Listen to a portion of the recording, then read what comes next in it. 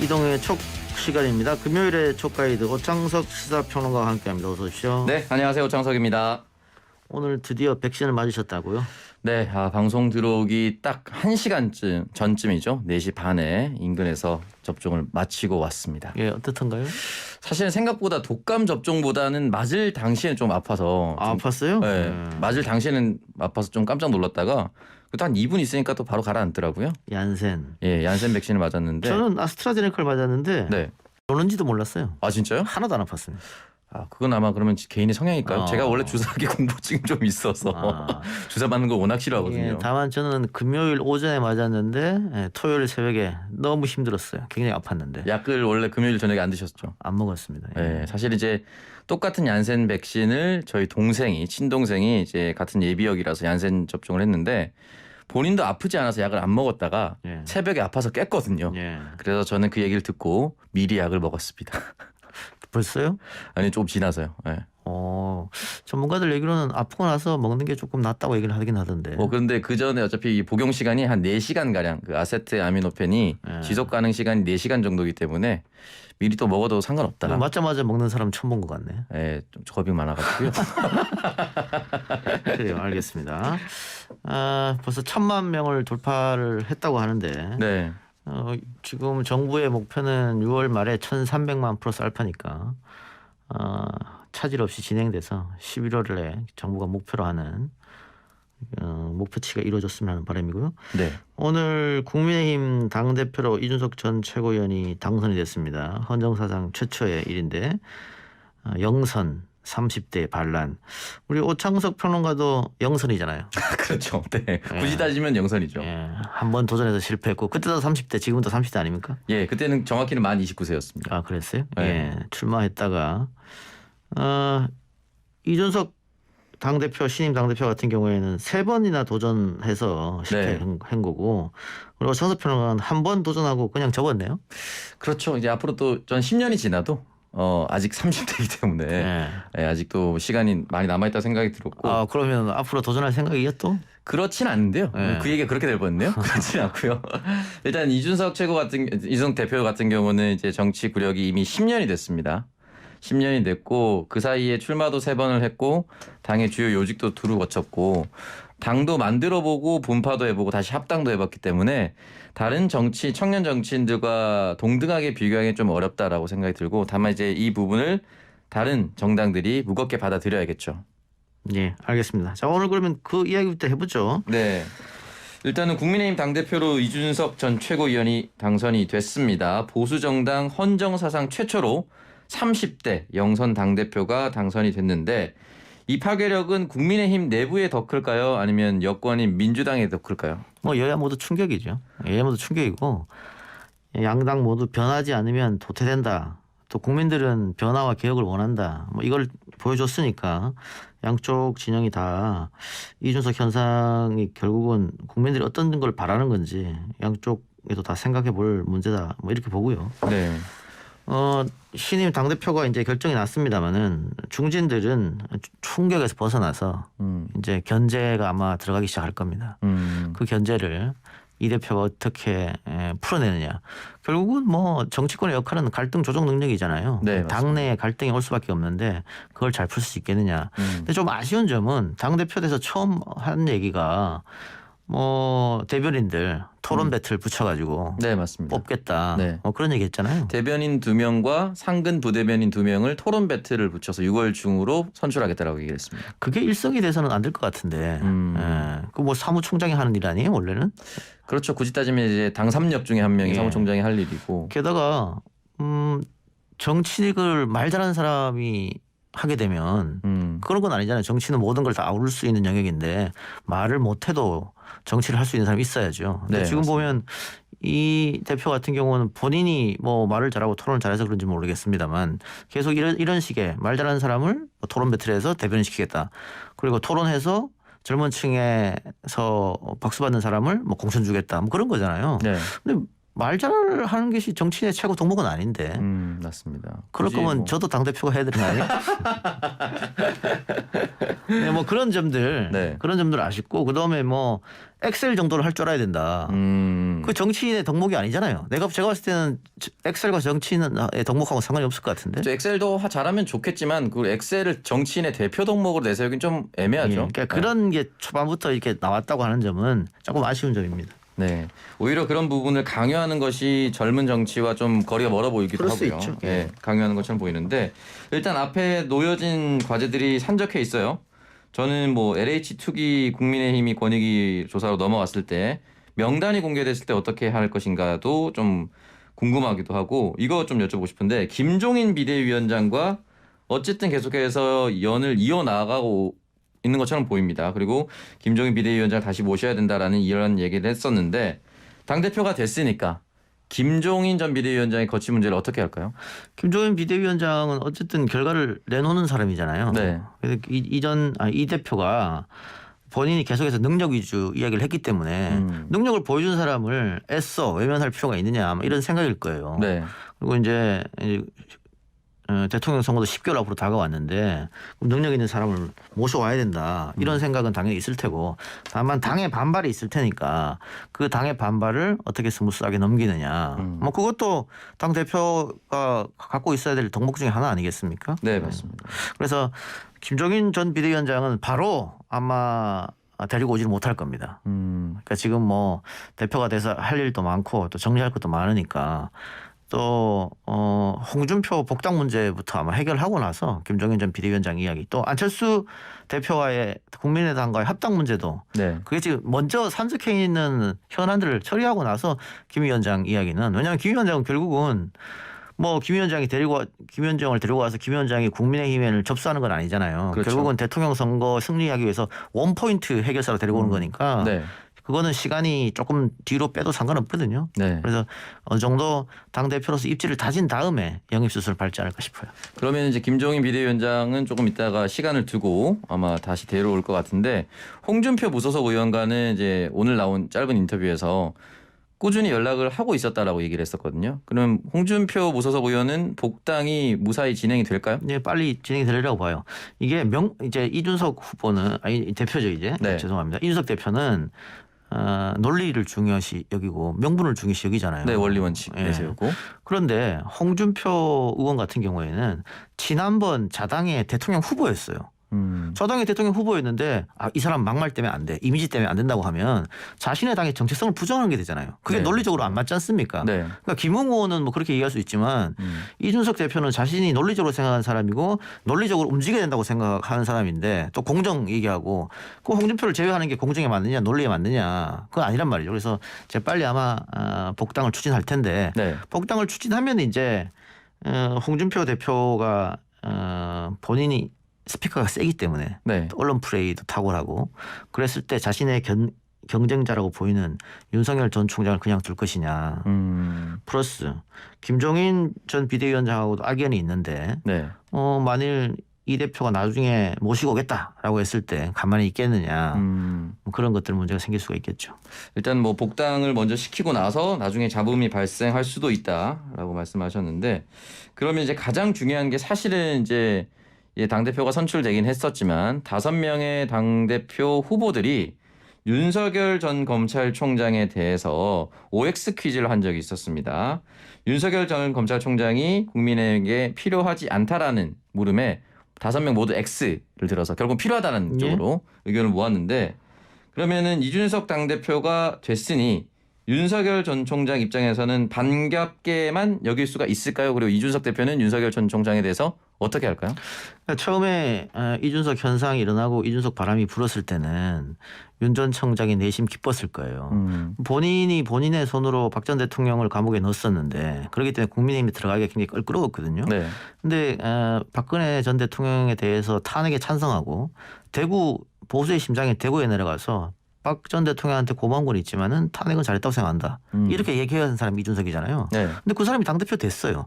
그러니까 내가 들어가도 괜찮다고 판단했겠지. 네. 다만 이 대표가 윤석열 장모 10원 발언 뭐 그런 얘기 했잖아요. 네. 책임져야 된다고. 네.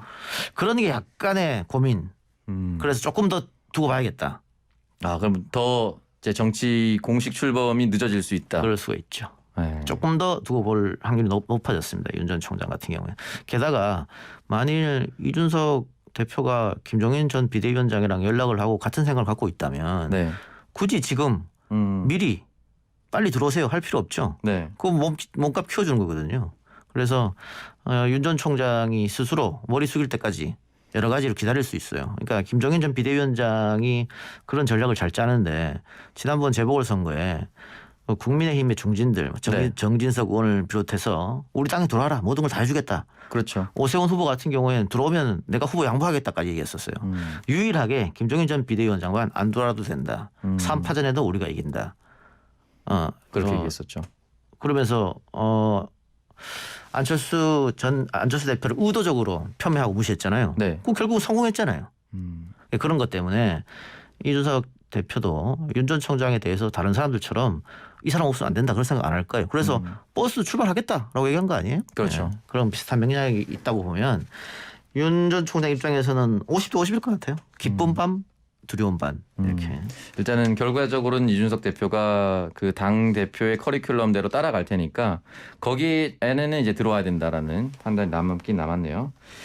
자 그리고 당 대표 선거가 워낙 뜨거웠기 때문에 사실은 이제 이게 전당대회였습니다. 전당대회는 당 대표도 선출하지만 최고위원도 선출하고 청년 최고위원도 뽑거든요. 그러니까 상대적으로 당 대표에게 너무 이슈가 몰리다 보니까 다른 최고위원 선거가 거의 안 보였는데.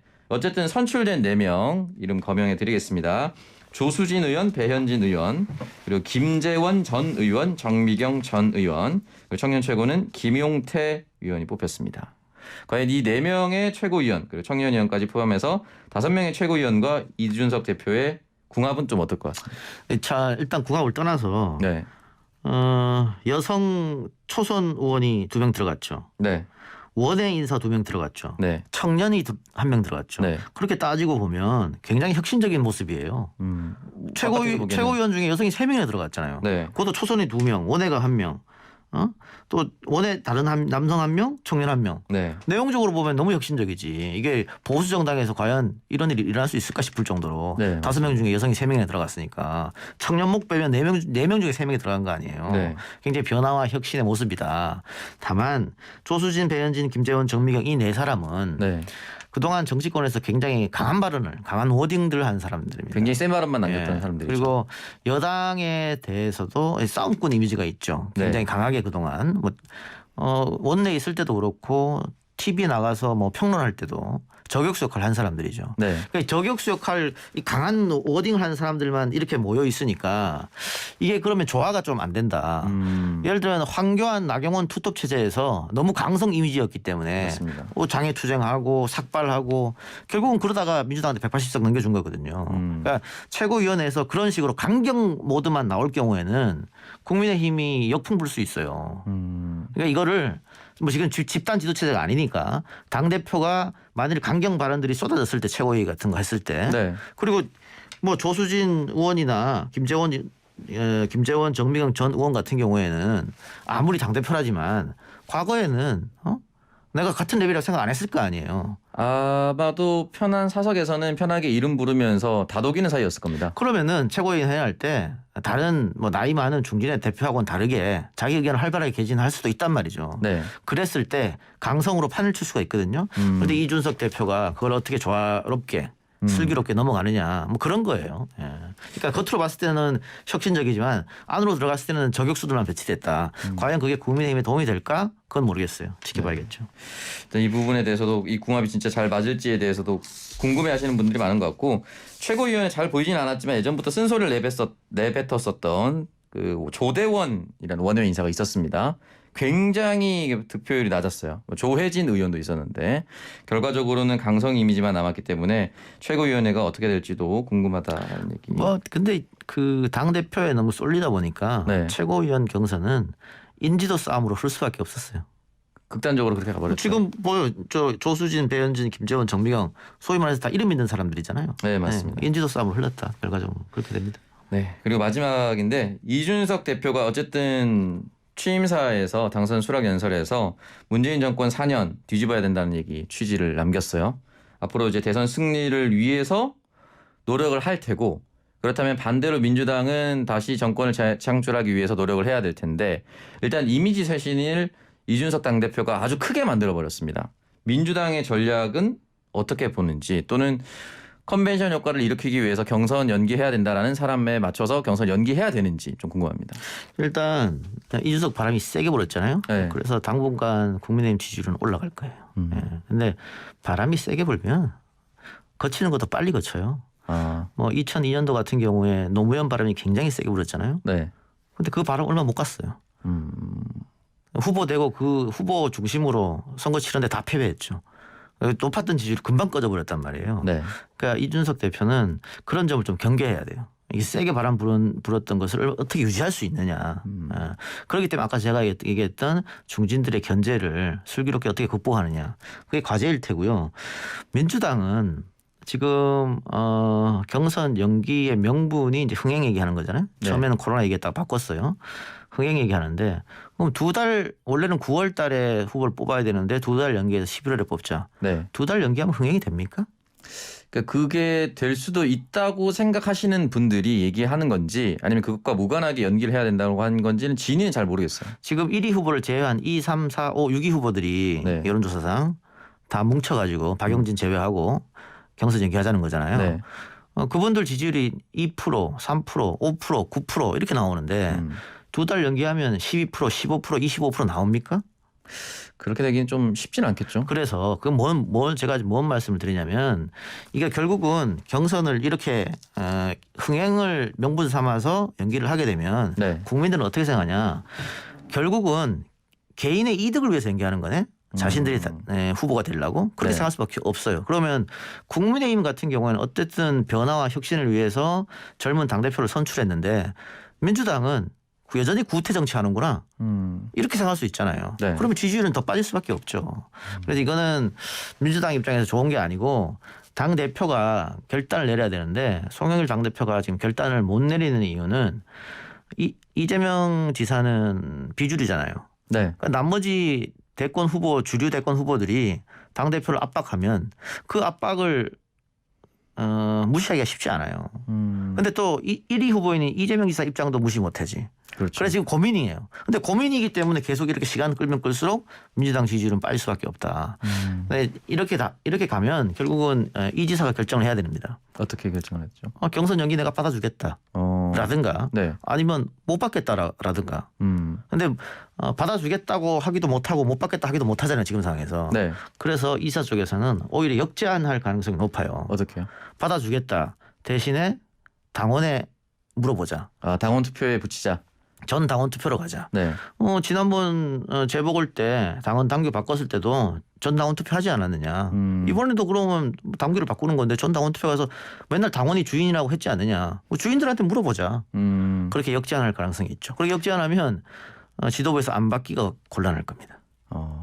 그리고 다른 후보들 같은 경우에도 당심에 물어보자는데 무턱대고 반대할 수 있을까요? 그럴 수는 없죠. 그러면 이제 진짜 명분이 떨어지는 거죠. 그러니까요. 그러면 사실은 이 상황에서 송영길 당대표가 스스로가 당대표인 만큼 책임을 지고 결단을 내리는 게 가장 국민들이 보기에는 이제 베스트인 방법인데 그럼요. 그 결단을 못 내리면 사실은 이제 12명에 대해서 출당 조치의 결단을 내렸잖아요. 울면서 내렸지 않습니까? 또 자신의 동지였던 우상호 의원까지 포함시켰으니 그 결단을 내리면서 이 결단을 왜 못 내립니까? 아니 경선을 연기를 하든 안 된다고 하든 빨리 결단을 내려야 되는 거예요. 그렇죠. 근데 지금 대선 기획단도 꾸리지 못하고 21일부터 양일간 21일, 등록이죠. 20일 원래 후보 등록일인데 오늘 벌써 며칠입니까? 11일이죠. 네. 이거 지금 코로나 때문에 뭐 의총도 지금 못 열고 있는데 이렇게 되면 다음 주 되면 21일, 20일 못 해요. 또 연기해요. 그리고 오늘 지금 민주당의 안규백 의원이 이제 확진이 되면서 국회 일부가 또 폐쇄가 돼 버렸습니다. 예. 그렇다면 당 대표가 뭐 그런 판단하라고 당 대표 시킨 거 아니겠습니까? 네. 계속 민주적 거리고 하지 않으면 민주당 지지율은 더 빠질 수밖에 없다. 지금 리얼미터 조사에서는 꽤 큰 차이가 나고 있어요. 국민의힘과 민주당 지지율이. 정당 지지율이. 네. 그리고 MBS 조사에는 민주당이 항상 이겼었는데 이번에 또 뒤집어졌거든요. 네. 그런 거 봤을 때는 민주당이 위기감을 느껴야 돼요. 그러니까 송영길 당대표가 지금 당대표 돼서 한 달 동안 계속 중도층을 했는데 손을 내밀었단 말이에요. 민주당 지지층들한테 욕을 먹으면서도 네. 대선에 이기기 위해서는 중도층을 잡아야 한다. 그리고 여러 가지 것들 뭐 조국 전 장관에 관한 문제 이번에 12명 이런 문제 전부 다 중도층한테 손 내미는 거잖아요. 그렇죠. 조상호 전 부대변인 문제 다 중도층한테 손을 내미는 작전인데 그걸 하면서 이 폭탄 같은 거를 그냥 가만히 두고 가겠다. 이건 옳지 않은 것이죠. 뭐 어떤 결정이든 빨리 결정을 내려줘야 민주당의 지지율이 정체가 아니고 올라갈 가능성이 있다라고 하는 겁니다. 이재명 지사한테만 계속 물어보지 말고 저는 이낙연 전 총리나 정세균 전 총리한테도 공식적인 입장을 좀 얘기를 하도록 하면 어떨까요? 그 후보들도 경선 연기에 대해서 본인들도 대상자니까 경선 연기 찬성하죠, 그분들은. 공개적으로 얘기하라고 해도 찬성을 할까요? 찬성하죠. 찬성할 겁니다. 예. 그러니까 지금은 이재명 지사 쪽에 포커스가 맞춰 있는데 이 지사가 아무런 말을 안 하고 있잖아요. 네. 전략적이죠. 지금 얘기할 필요가 없어요. 이 지사는 가만히 있다가 도저히 내가 이재명을 지금 포기하고 있는 상태인데 경선 연기 가지고 도저히 내가 여기에서 부담감을 느끼고 압박감을 느껴서 답변할 수 없을 정도의 역제안하는 거 아니면 그냥 아무 말도 안 하고 이렇게 갈 겁니다. 알겠습니다. 네. 자, 오늘 그럼 여기까지만 하고 오늘 그럼 얀센 마시고 집에 가서 일찍 쉬시기 바랍니다. 예, 바로 하시도록 하겠습니다. 지금까지 오창석 시사평론가였습니다. 고맙습니다.